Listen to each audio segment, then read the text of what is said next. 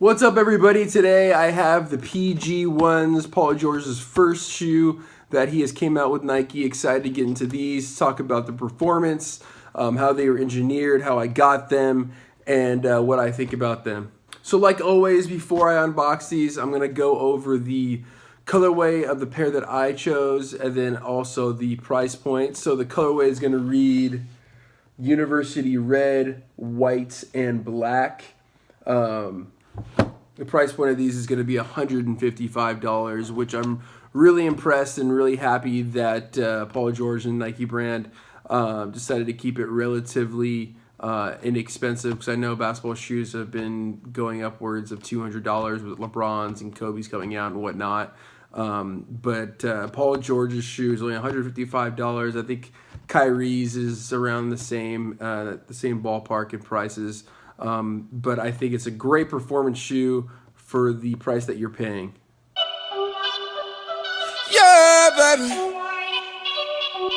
I want you to be mine again, baby. I know my lifestyle is driving you crazy. I cannot see myself without you. We call them fans down, cause you know we do. I go out of my way to please you. I go out of my way. Before I open these up, I just want you guys to check out the box. So that is PG's new symbol, which is really cool. As you can see, it's a PG. And then on the side here, it's got his name, Paul George. Flip it around. There's a tag. And then just blank on that side. There you go. So let's get this guy open. Here we go.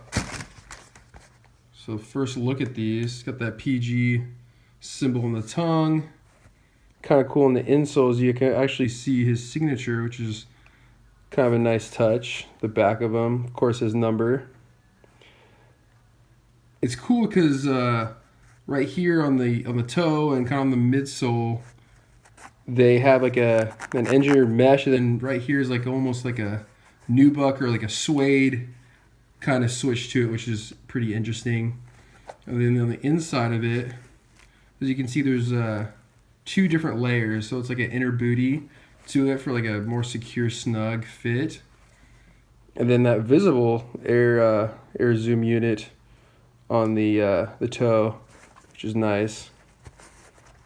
That Velcro strap for those little tight fitting around the toes with the Firewire cables, of course.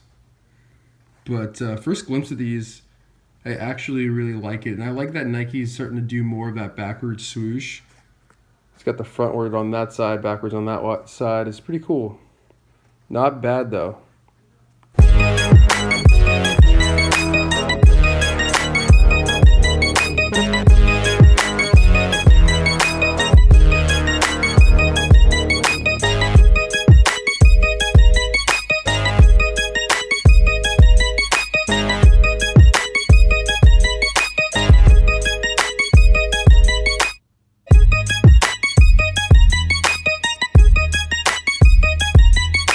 So just talking to other people about their thoughts on the PG1, I've heard nothing but good things, especially for people that like to hoop, 2-3 times a week, not somebody that's trying to play in college or in the NBA or, professionally somewhere else.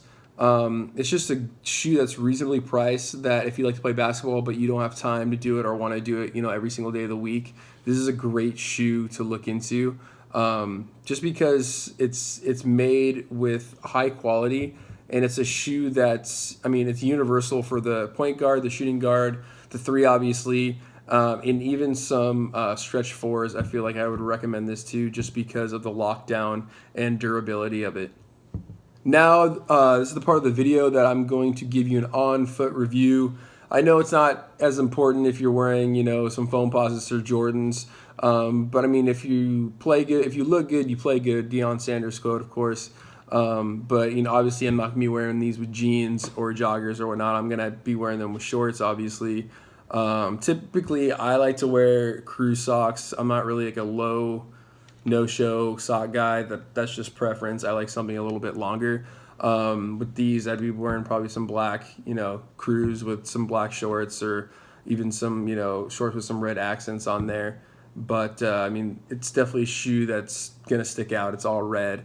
I know a lot of high schools in my area have picked up this shoe. Even some colleges I've seen with it too.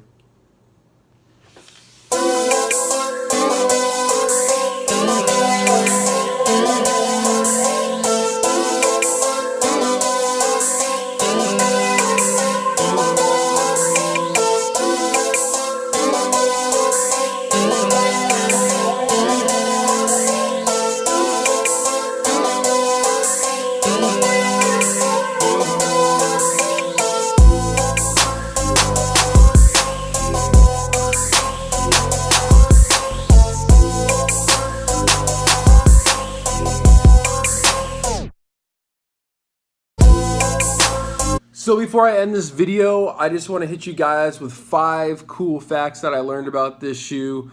I kind of had to research it, talk to some people, and learn about it because I didn't know too much about this shoe going into it. But now playing in it a few times and talking to people, here's what I got for you. So number 1, on the left medial side, I don't know if you can see that, you have a date there. So that date is going to read 5/1/15, and that is actually the date of Paul George's firstborn daughter, which is really interesting. So fact number 2, on the right medial side of the shoe is going to have actually Paul George's birthday. That date is going to be 5/2/90. Let me see if I can get a shot of that right there. Fact number 3, the box, as you can see on the box, has blue with some white in there. You're not really sure what it looks like. So Paul George's inspiration behind that and Nike brand and the designer was to make it feel like your feet are on clouds. So the box is supposed to be like a cloud because the shoe is supposed to be so comfortable. So fact number 4, before Paul George had his own shoe, Tony Hardman, who was the designer behind the PG1, was also the designer of the Zoom Crusader, which the Zoom Crusader was Paul George's favorite shoe to hoop at the time, just because of the air zoom unit in the forefoot and the overall construction of the shoe. Fact number 5. So I know I mentioned that the Zoom Crusader and the PG had the same designer and they had similarities in the creation of it, but it was also designed after the Nike Air Janowski. All right, guys, so that's all I have for you today. I will make sure to add 4 or 5 different photos that I've taken this week. Also, make sure to hit that subscribe button, leave a comment, let me know what you guys want to see, hear about, talk about, anything you guys want. Make sure to follow me on my Instagram. It's going to be _sneaker_guide_. I have a Twitter, a Facebook. Hit me up. Let me know what you guys want to see or hear. And I appreciate you.